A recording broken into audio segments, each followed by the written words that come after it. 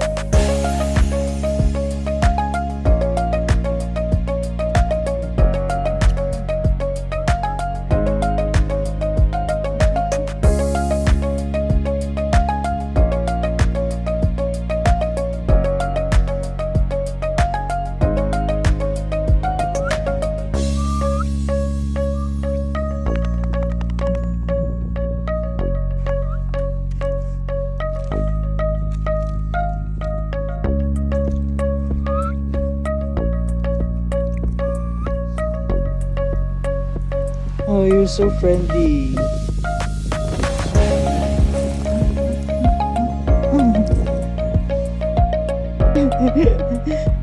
Run, run. Please, please, please. Run, run, balik, balik. Go. Go, go.